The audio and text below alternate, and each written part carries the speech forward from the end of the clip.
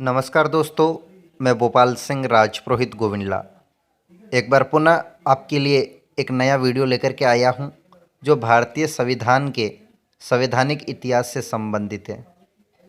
साथियों, हमारे देश का जो संविधान है उसका आप वर्तमान स्वरूप देख रहे हैं, वो कोई एक या दो दिन में अस्तित्व में नहीं आया है।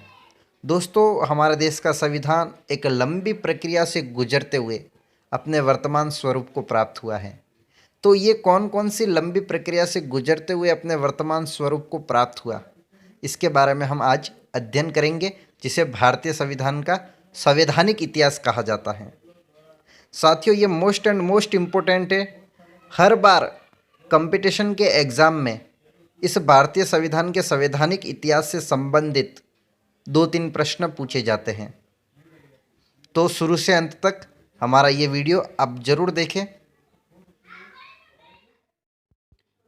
दोस्तों, ब्रिटेन की संसद के द्वारा भारतीयों के लिए बनाया गया पहला कानून था 1773 का रेगुलेटिंग एक्ट, जो मोस्ट इम्पोर्टेंट है।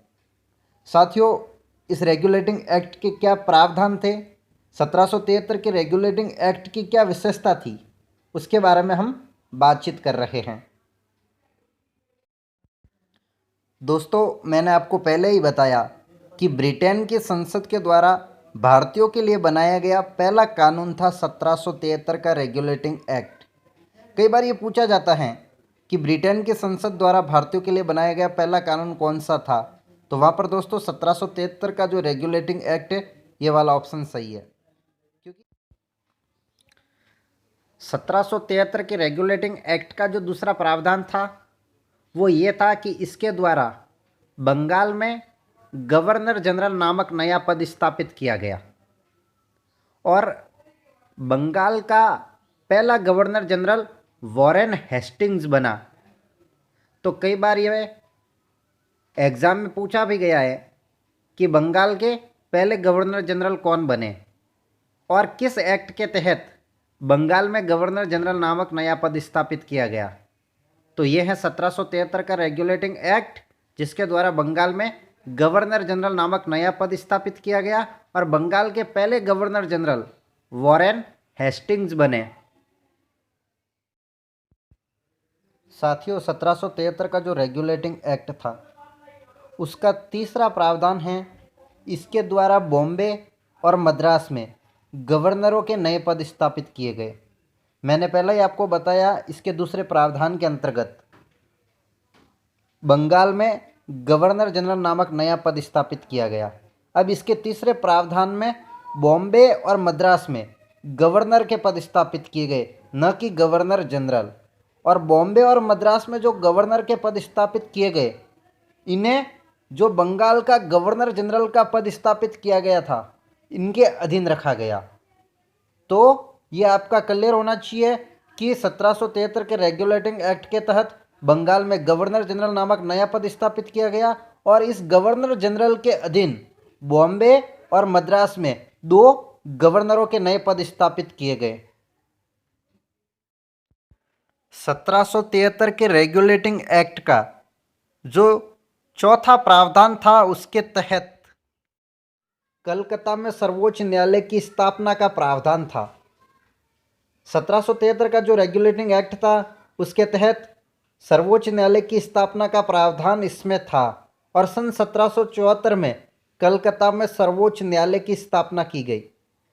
सर्वोच्च न्यायालय के पहले मुख्य न्यायाधीश लॉर्ड इम्पे बने।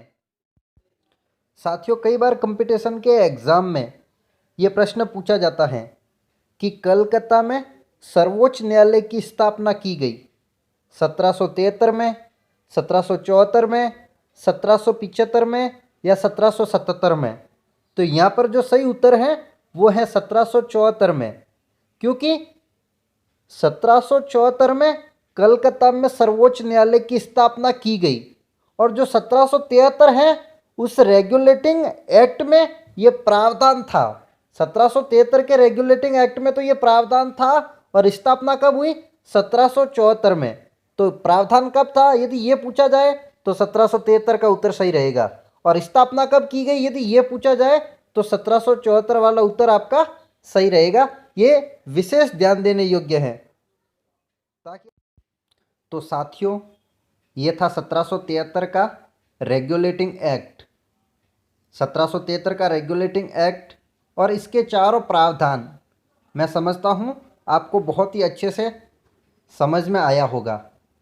फिर भी आपको 1773 के रेगुलेटिंग एक्ट और इसके चारों प्रावधान से संबंधित कोई समस्या हो तो आप कमेंट करके हमें ज़रूर बताएं, ताकि हम आपकी समस्या का समाधान कर सकें। दोस्तों, हमारा ये वीडियो कैसा लगा कमेंट करके हमें ज़रूर बताएं। साथ ही साथ राजनीति विज्ञान विषय से जुड़े नए वीडियो हम आप तक लाते रहेंगे। हमारे यूट्यूब चैनल भोपाल सिंह राजपुरोहित को लाइक और सब्सक्राइब करना ना भूलें। धन्यवाद। जय हिंद, जय भारत।